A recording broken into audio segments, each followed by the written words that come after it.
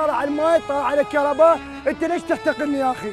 يا اخي غير انا من البصره جاي اطالب حقك وجاي اطالب حقي، انت يا جندي منين؟ خد تسمع المرجعيه، بعد ماكو ثقه باحد، لا بمرجعيه لا بحزب لا بكلهم.